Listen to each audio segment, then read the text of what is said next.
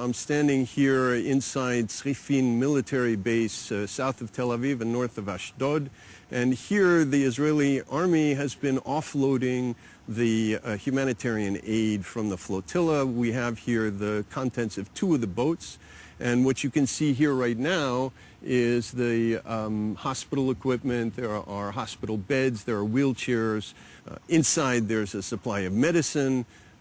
All of this stuff is ready to go to Gaza, and Hamas refuses to allow it in. This is not new behavior for Hamas. Hamas has very often pursued a policy of creating bad conditions, which they can then exploit by blaming on Israel. At the beginning of Operation Cast Lead about a year and a half ago, there were tons of medical supplies sent by Qatar waiting at the Egyptian border, 40 ambulances with Egyptian doctors and mobile surgical units, all ready to go across into Gaza to help, and Hamas said no. They've got helicopters and doctors on standby at the Rafah crossing. There are up to 40 ambulances waiting to go into Gaza to bring out the injured, and tons of medical supplies have arrived at the nearby airport of El Arish, including 2 flights from Qatar.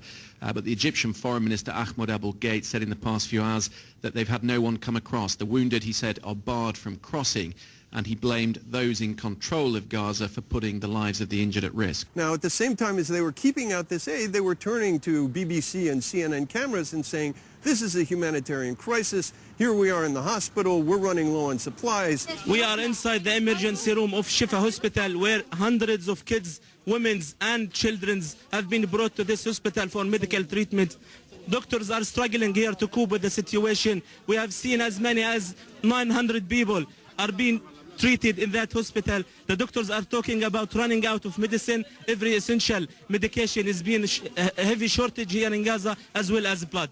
And so the really terrible thing in all this is that the role the media plays is to affirm Hamas's strategy by blaming Israel for what's going on, and in a sense making this cannibalistic strategy a success.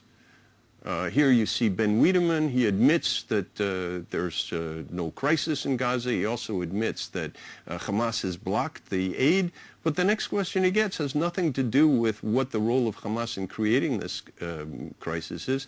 The next question he gets is... And Ben, you know this region better than anyone that I can think of. Would you say the Palestinians or even the government, the Hamas government, is winning the PR campaign here? Well, certainly it appears that... at least from the perspective of Gaza, that they've come out on top. That, yes, is his contribution to making that PR campaign, that cannibalistic PR campaign, work. This is Richard Landis for Pajamas Media.